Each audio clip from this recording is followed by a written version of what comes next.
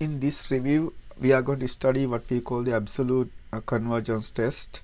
So let's write this as a theorem. So it's called the absolute convergence test. Convergence test, or in short ACT. So what is absolute convergence test is, so it says that if the absolute series converges, then this implies that the corresponding series converge. That's what it says.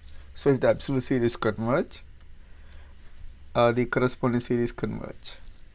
So now the question is, when we're going to apply this one. So we're going to use when the series has negative terms. Use when the series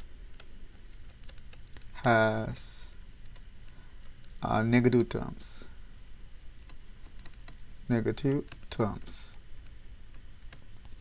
So especially when you have sine, cosine, like trigonometric functions, you know that they fluctuate, so it may produce some negative terms. So that's a kind of one situation where we're gonna use the idea. So when you have negative terms, we can use this test. So let's look at some examples. So as the first example, we're gonna look at this one. So let's say sigma n going from 1 to infinity, sine cube n over n to the 3/2 plus 1, something like that. So what we can do, you know that the sine takes negative positive values, but this is odd power, so that means it can take negative terms in this case. So what we're gonna do, instead of this one,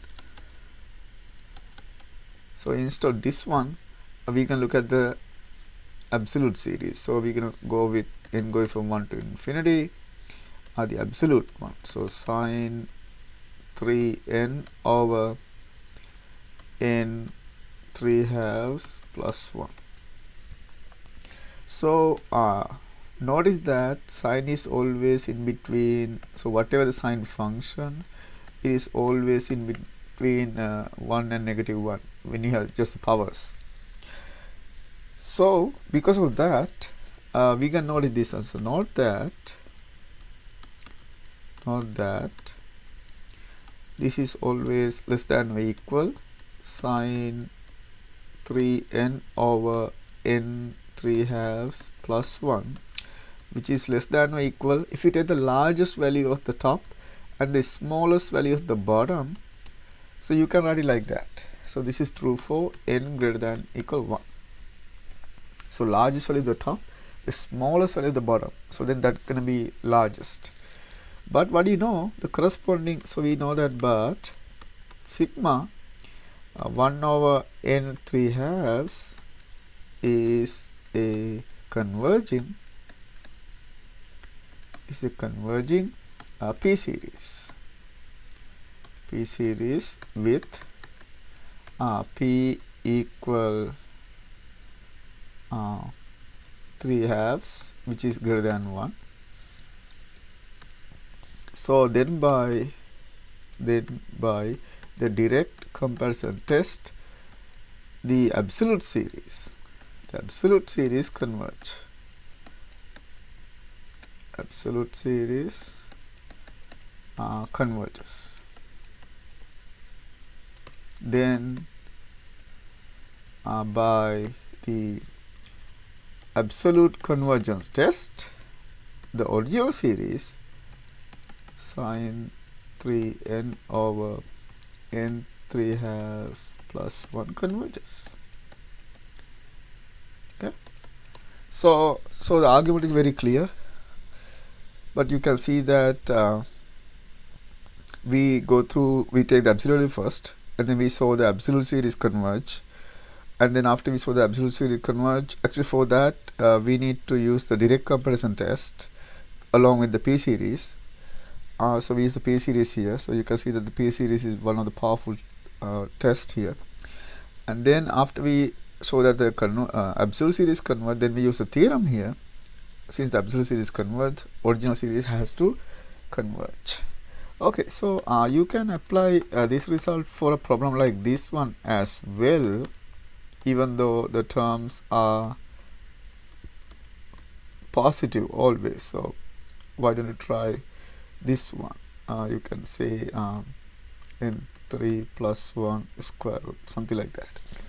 You can try these problems. It's very similar. Okay, so it's so when you have cosine sine, you can remove cosine sine using the using this trick because the absolute value of that one is less than or equal to 1. Okay, let's do one more example. So we're gonna do this one. So the next example is sigma n going from 1 to infinity, negative 1 to the n, and then negative 1 to the n over n 3 plus 1.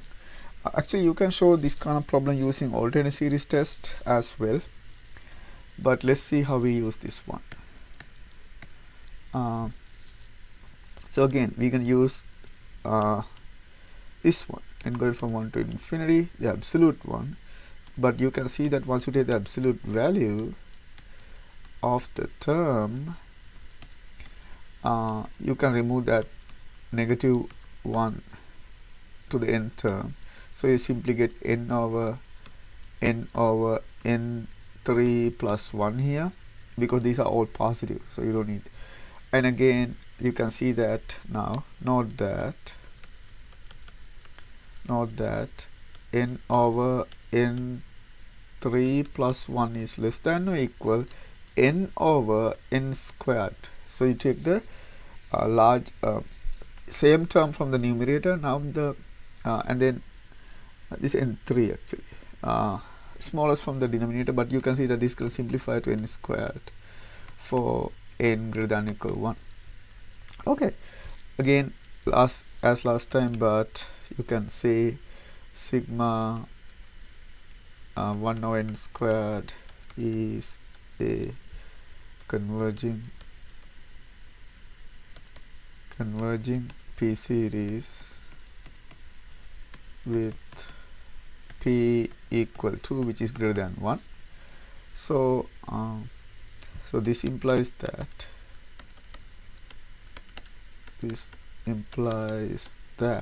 the original series this implies that the absolute series converges. Hence, the original series converges.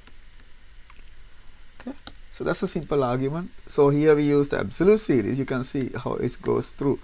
We have that first, that converges, so this converge, that implies this one converges.